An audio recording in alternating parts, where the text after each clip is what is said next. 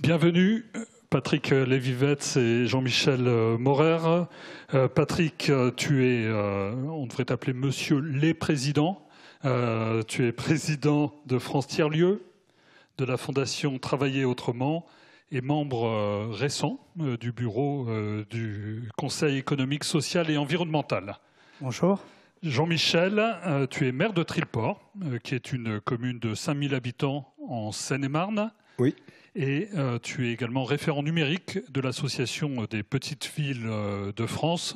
Et c'était tout l'objet de notre rencontre et de notre échange aujourd'hui avec Thierry Happ et Nicolas Glady. À la Villa Numériste, nous avons eu, dès le lancement de l'Observatoire, l'intuition et la conviction qu'il fallait y associer les élus, les collectivités territoriales et les citoyens pour avoir la meilleure des compréhensions face à des ruptures technologiques permanentes et qu'il fallait améliorer cette compréhension entre le public et le privé pour ouvrir ces nouveaux horizons technologiques qui nous rassemblent aujourd'hui. Néanmoins, on aimerait savoir, Jean-Michel puis Patrick, si les territoires ne sont pas les laissés pour compte de ces évolutions et de cette transition, et comment la technologie peut contribuer à remettre de la vitalité dans ces territoires, à les relancer et à les rendre attractifs. Alors, il y a eu la bataille du rail. Aujourd'hui, il y a la bataille de l'infra pour les territoires et tous les territoires. C'est-à-dire qu'on est encore sur une réalité très contrastée.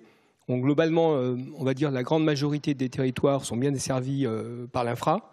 Mais il y a encore, et la pandémie l'a montré, des territoires qui sont un peu exclus. Ça, c'est le premier point. Ce que je veux dire par là, c'est que la bataille de l'infra est une priorité absolue pour qu'il n'y ait pas une égalité, mais une équité par rapport à l'accès au numérique. Ça, c'est ensuite, il y a effectivement la vision en dynamique de ce que sera le numérique aujourd'hui, demain, notamment au niveau des usages, etc., qui fait que de plus en plus, la notion de cohésion sociale est importante et importante partout. Je dirais aussi que, et j'en finirai par là pour ce propos liminaire, c'est que les métropoles n'ont pas l'apanage de l'innovation et de la création. Et que derrière le numérique, et toute la journée d'aujourd'hui le démontre, il y a beaucoup d'innovation, beaucoup aussi de création sur les usages. On l'a vu, l'innovation, c'est quand même plus facile à porter sur le tertiaire et le numérique d'une manière générale. Patrick, tu avais rendu un rapport il y a 2 ans de cela sur les tiers-lieux en France, et il y en avait plus que ce qu'on imaginait à l'origine. Est-ce que néanmoins, il n'y a pas une fracture telle qu'aujourd'hui, l'industrie, l'agriculture, finalement, sont en décrochage dans cette marche-là ? Alors, avant de répondre à ta question, David, je voudrais juste ajouter quelque chose sur les infras, parce que je crois que c'est important d'avoir une vue de plus longtemps que simplement le moment qu'on vit aujourd'hui. Au fond, on avait pris beaucoup de retard. On ne va pas se raconter d'histoire. Le pays avait pris beaucoup de retard. Je vous rappelle la première crise de la bulle Internet, où on parlait des start-up, de l'innovation. Enfin, ça date des années 2000, pardon. Et en fait, quand on regarde le début 2017-2018, puisque pour essayer de calibrer un peu, on se rend compte qu'il y a 3 ans, on avait encore la moitié du territoire qui ne pouvait pas envoyer une pièce Word, un PDF, par les tuyauteries, parce que les tuyauteries n'existaient pas. Et donc, il était impossible de travailler avec les nouvelles technologies, avec les nouveaux usages, inventer, innover, créer dans les territoires. Ça, c'était... je parle de 2017-2018 quand j'ai commencé mon rapport. J'ai été frappé, et comme je suis un citadin, je suis venu back to reality, de ce qu'est notre pays. Et en fait, en l'espace de 3 ans, une révolution s'est mise en place. Révolution par, évidemment, l'exigence des citoyens, révolution par une prise de conscience des pouvoirs publics, territoriaux et nationaux, qu'en réalité, ce qui était en train de se passer était aussi important, non pas simplement des rails, moi je vais plus loin, aussi important ce qui avait été la naissance de l'écriture ou l'électricité. Tout simplement parce que ces infrastructures dont Jean-Michel parlait à l'instant inventent et permettent de distribuer la question du travail, une grande part de la question de travail, pas uniquement le travail tertiaire, pas uniquement le travail tertiaire, parce que l'hybridation d'activités agricoles et de design permet de faire des objets et donc des entreprises, parce que l'hybridation d'autres métiers permet de créer et d'innover dans les territoires, et parce que la crise du Covid qui nous frappe et qui nous a frappés vient de montrer à la fois le potentiel qui est offert par cette capacité de travailler loin à distance, donc aussi de se poser la question de où on va travailler, et à partir de là, évidemment, des infrastructures complémentaires qu'il faut poser. Et ce qui s'est produit entre 2018 et maintenant, c'est que non seulement les infrastructures et les usages ont changé, mais en plus, les outils qui permettent d'accueillir, que sont les tiers-lieux, les nouveaux lieux de travail, peu importe le forme, coworking, Fab Lab, Makerspace, Hackerspace, enfin, il y en a peu importe le nom, les lieux où le collectif peut permettre d'innover, de créer en hyper proximité, se sont développés de façon spectaculaire. Je remets au Premier ministre à la fin du mois de juin, à la fin de la période de réserve, le rapport France Tiers-Lieux 2021, qui va faire beaucoup parler parce que je vous donne un chiffre. Ce chiffre que je donnerai aujourd'hui, je me dois à une réserve sinon, c'est que le nombre de tiers-lieux qui existent 2 ans après le premier rapport a doublé en l'espace de 2 ans. C'est-à-dire qu'on est à plus de 3500 tiers-lieux en 2022, 2500 maintenant. Autrement dit, il y a un phénomène en profondeur dans les territoires, partout sur le territoire, une révolution qui vient du bas, qui vient des territoires et qui est en train de redessiner la dynamique, la cohésion sociale, la création d'activités et donc de rééquilibrer un certain nombre de phénomènes qu'on connaissait et qui étaient très clairement la désertification de nos territoires. Alors c'est bien beau de se connecter, tant mieux si tout le monde le peut aujourd'hui, mais est-ce que derrière, les citoyens sont suffisamment bien formés? Est-ce qu'ils ont le code pour employer cette révolution numérique comme vous semblez la décrire? Alors, je partage sur le constat. À un moment donné, moi, en tant qu'élu et citoyen, c'était avoir de la DSL. Maintenant, on a la fibre, on est très content. Donc, effectivement, il y a une accélération dans l'accélération. Bon, par contre, la notion d'inclusion, il faut aussi la prendre avec relativisme. Il y a 2 mots qui, d'après moi, sont complémentaires, et l'un, d'ailleurs, va suppléer l'autre. Il y a inclusion-médiation.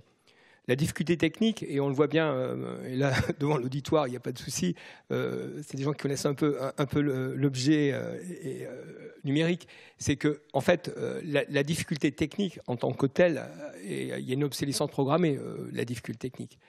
La question, par contre, qu'on doit se poser, et c'est pour ça que, notamment, que nous avions contribué aussi au rapport de Patrick Lévy-Viette, ce qui était intéressant, parce que ce n'était pas coworking, c'était nouveaux lieux, nouveaux liens. Et l'appellation est déjà une problématique, et déjà l'expression d'un parti pris. Parce que derrière l'objet, ce qui est important, c'est le lien social, le lien de cohésion, le lien d'émancipation, le lien de vouloir avoir accès à la culture, de pouvoir avoir accès à la culture, au savoir, y compris quand il n'y a plus l'école. Parce que clairement aussi, le retour de la pandémie, je reviendrai sur la notion d'inclusion pour ne pas perdre le fil, c'est que en tant qu'élu, le fait d'avoir équipé en numérique mes écoles me rendait satisfait. Or, avec le distanciel, on s'aperçoit quoi? On s'aperçoit que ceux qui, chez eux, ne peuvent pas travailler, n'ont pas les outils, n'ont pas les codes, les méthodes, ils sont exclus. Et donc là, le fait d'avoir des lieux autres permet également de ce travail d'émancipation et d'éducation. Donc quand je parle effectivement d'inclusion, aujourd'hui le maître mot c'est inclusion numérique. Mais attention, parce que derrière il y a des matérialisations, pour être citoyen, il faut pouvoir être connecté à un moment donné, donc il faut savoir, il y a eu tout ce travail fait notamment par l'Agence nationale de cohésion des territoires, sur les conseillers numériques, sur les conseillers France Service, etc., qui est important. Mais la difficulté va s'éteindre d'elle-même. Par contre, l'exclusion, elle, risque, sinon d'augmenter, du moins d'être toujours présente. Donc moi, plus que d'inclusion, je parle de médiation. Et je dis aussi une chose, je ne suis pas persuadé qu'il y a plus d'exclus qu'avant du fait du numérique. Par contre, aujourd'hui, ils sont visibles, les exclus. Ils ne peuvent pas accéder au numérique. On les comptabilise. Ils ne sont plus les invisibles d'avant. Parce que l'exclusion, elle est pas simplement sociale, elle est plus simplement sociale, elle peut devenir citoyenne. Patrick ? Cette fracture, elle existe. Moi, je partage assez l'idée qu'elle existait, elle préexistait et qu'évidemment, on voit bien émerger parce que tout est transparent et que c'est beaucoup plus facile aujourd'hui de le faire. Ce que je crois, c'est qu'il y a une prise de conscience collective. On sait qu'il y a à peu près 13 millions, c'est 13 millions de personnes exclues du numérique, d'où les conseils numériques lancés par Cédrico et le ministère pour essayer précisément de faire ce rôle de médiation. Moi, je suis plus optimiste parce que plus optimiste peut-être que la majorité, parce que je crois que, comme toujours, notre pays prend du retard, mais rattrape ce retard très très vite. Et si on regarde en réalité les autres pays sont à peu près au même niveau. Je ne parle pas des pays anglo-saxons qui avaient anticipé, mais les pays du nord de l'Europe et du sud de l'Europe avaient pris beaucoup de retard sur cette question d'infrastructure. Je crois que le grand défi des sociétés de demain, c'est d'inventer les nouveaux métiers. 50% des métiers, dans les 15 ans qui viennent, 20 ans qui viennent, vont changer. On ne connaît pas les métiers de demain.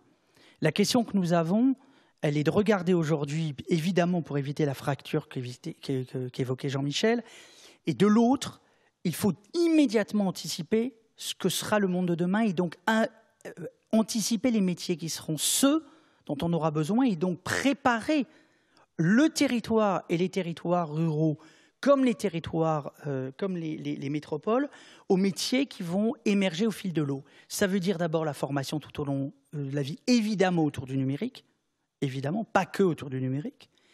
Et ça veut dire une deuxième chose, ça veut dire inventer les espaces dans lesquels on va pouvoir faire ces nouveaux métiers. Et si on est capable de le faire, alors on aura créé une dynamique qui permettra aux citoyens de s'engager. Moi, j'ai été frappé. Je suis extrêmement frappé par le nombre de citoyens qui ont participé, je vais donner un deuxième chiffre, qui sont venus dans les tiers-lieux en France en 2019. C'est plus de 2 millions de personnes qui sont venues agir dans les tiers-lieux, apprendre, faire un projet, travailler, une école qui partageait, qui venait pour montrer aux gamins comment fonctionnait un Fab Lab. 2 millions de personnes. Et 150 000 personnes quotidiennement qui travaillent dans ces nouveaux lieux, qui s'inventent sur le territoire par les citoyens la plupart du temps, en lien avec les collectivités évidemment, et qui réinventent l'activité d'hyperproximité. Au fond, ce qu'on appelle dans la distribution, je connais ça par cœur, le dernier kilomètre. Hein. Bon, ben, c'est la même chose. En fait, c'est ce dernier kilomètre-là que le territoire n'avait plus et qu'il faut réinventer. Est-ce que néanmoins, cette vision enthousiaste n'est pas de nature à réveiller des peurs, ou en tout cas à les nourrir, et à mettre des herses pour les progrès de demain? Aujourd'hui, les consommateurs sont très bien traités dans leur parcours numérique par les marques, là où ils ont le sentiment d'être un peu moins bien traités en tant que salariés par leur entreprise et encore moins bien en tant que citoyens par la puissance publique. Et pourtant, on ne peut pas dire que rien n'a été fait. Mais il faut bien voir que les entreprises parlent d'innovation, là où la notion de progrès a disparu même du champ politique. Et donc, est-ce qu'il n'y a pas cette contrainte permanente qui fait que demain, les entreprises auront du mal à aller négocier, ne serait-ce que pour mettre des poteaux de 5G? Alors, je pense qu'il y a plusieurs choses d'abord. On était de manière, alors on a fêté les 100 ans, il y a tout ce qui est de Napoléon, etc., les 100 ans de la radio. On était de la radio qui partait de Paris, qui parlait à tous les territoires. Vue descendante. Vue descendante, et le politique que j'ai pu être, je suis encore, mais plus au concret, plus au local. Il y a un maître mot qui a échappé et qui commence à revenir quand même depuis les Gilets jaunes, c'est le mot d'acceptabilité. Débat de la 5G. On va parler de la 5G très rapidement. La 5G, à un moment donné, le débat, c'était quoi? Est-ce que les centres urbains, les métropoles peuvent avoir le smartphone de dernière génération? C'est très réducteur. Parce que globalement, aujourd'hui, alors que la pandémie nous avait montré qu'il y a des territoires qui n'avaient pas le numérique. En fait, clairement, l'objectif, c'est ramener l'équité, pouvoir faire du commun et produire du partagé sur un territoire donné, refaire société, faire du social. Et tout le débat de la 5G, en faire simplement un truc techno réservé à quelques-uns, etc., on est à côté de la plaque. On sait bien que pour les usages agricoles, sylvicoles, pour les usages industriels, le travail dans tous les territoires, le télétravail, à un moment donné, on aura besoin de moteurs et de carburants qui fonctionnent. Encore faut-il rendre ce débat accessible et surtout qu'il soit accepté. Et je crois que la notion de progrès, c'est aussi une faillite du politique de manière générale, de ne pas définir un projet d'avenir qui soit commun et partagé. Faire des réponses parcellaires, citoyen par citoyen, chacun replie sur soi, etc. Après, il ne faut pas surprendre qu'il y ait des peurs qui se lèvent, etc. Il y a un vrai début et il y a un vrai débat. Mais ce que je veux dire, c'est que le numérique, en fait, est un révélateur. Mais en tant que tel, bien évidemment, si on demande à quelqu'un est-ce que vous préférez être bien soigné ou pas soigné, il préfère être bien soigné. S'il fait le lien de causalité entre être bien soigné, avoir les bonnes infrastructures, les outils hôpitaux, hospitaliers qui fonctionnent bien, etc., le débat sera différent. Est-ce que tu veux que le Parisien il ait accès à la 5G alors que toi, tu n'as pas la 4G? On voit bien que la notion d'acceptabilité, c'est aussi une notion de respect par rapport à tous les territoires. Tu voulais réagir ? Oui, je voulais réagir pour dire que les peurs, elles étaient là depuis longtemps. Ça fait 25 ans que les peurs s'agitent. Elles s'agitent sur plusieurs registres, mais si on ne prend que ce registre-là, il suffit de se balader dans des villes moyennes pour voir la désertification, les magasins fermés, les commerces fermés, et au fond une forme de ville, pour certaines même mouroir. D'ailleurs, elles le disent, les citoyens, quand on leur parle, on n'a pas envie de mourir. C'est l'inverse qui est en train de se produire. Je pense que ce qu'on réamène, c'est ce qu'on est en train de réinjecter, ce que le numérique est en train de réinjecter, c'est de l'espoir. En fait, aujourd'hui, quand vous voulez, dans une ville moyenne, à 100 km ou à 100 km d'une métropole, vous voulez voir un médecin, un peu spécialisé, vous êtes obligé de faire 50, 60, 80, 100 bornes. Demain, le numérique, si vous organisez bien votre territoire, bien sûr, il sera à 100 km. Mais vous pourrez l'avoir dans des cabines modernes dans lesquelles vous discuterez avec le médecin. Donc, vous rassurez la personne. Et vous avez besoin d'être à l'hôpital ou à la clinique, mais il n'y en a plus des cliniques dans les territoires sérieuses. Pire, vous avez des cliniques ou des hôpitaux dont on devrait les fermer tellement il y a un manque de matériel, où il est obsolète, où il y a un manque de médecins ou d'infirmières. Et on le sait. C'est dans les chiffres, il n'y a qu'à regarder au ministère de la Santé, ceux qui sont bien ou mal classés en termes d'efficacité perçue et réelle. Donc en réalité, on donne une hypothèse. Alors, on redonne de l'espoir. Maintenant, la question est de savoir, est-ce qu'on va être capable de dire aux Français et à nos concitoyens, pas partout. On ne sera pas capable de le faire partout de la même manière. Et on est dans un pays où choisir, c'est renoncer, on ne sait pas renoncer. Et donc, on ne sait pas choisir. Autrement dit, dans le rapport de 2018, et qui se démontre d'ailleurs au quotidien dans les programmes faits là, l'État en ce moment, on avait démontré et montré combien les villes à 80 km des métropoles étaient des enjeux clés. Pas toutes, parce qu'il y a celles qui sont bien gérées, il y a ceux qui sont mal gérés, et Dieu merci, c'est formidable parce que ça veut bien dire que les élus ont un rôle à jouer, majeur, d'entraînement, de dynamique territoriale. Mais les villes bien gérées, les villes qui joueront leur carte de la complémentarité les unes avec les autres, elles vont voir débouler d'abord une partie des cadres qui veulent retrouver au fond un sens à leur vie et arrêter de vivre comme dans les métropoles, comme un hamster dans leur cage, essayer de retrouver un équilibre vie privée et vie professionnelle que le télétravail 2 jours par semaine permettra, ramenant évidemment des moyens économiques dans les territoires et qui donc permettra de rééquilibrer un peu les choses. Et par ailleurs, autant les peurs de ce côté-là, je pense, on est en train de trouver des voies nouvelles pour réduire ces peurs sur ce plan-là. C'est-à-dire, il y a d'autres plans dans la société sur lesquels il y a plus de peurs, il y a d'autres peurs. Autant de l'autre, il y a une fracture qui va naître et qu'il faut anticiper, qui sont ce qu'on a appelé les invisibles ou les premières lignes, et que pour le coup, tous ceux qui ne peuvent pas télétravailler, tous ceux qui ne peuvent pas bénéficier dans leur travail ou dans leur vie quotidienne de ces infrastructures comme une amélioration de leur vie quotidienne. Et donc ma conviction à moi, c'est que nous aurons dans les années qui viennent des débats sur des droits adaptés à la réalité de votre métier et de la typologie de votre métier. Parce que sinon, cette fracture-là va évidemment être très inquiétante.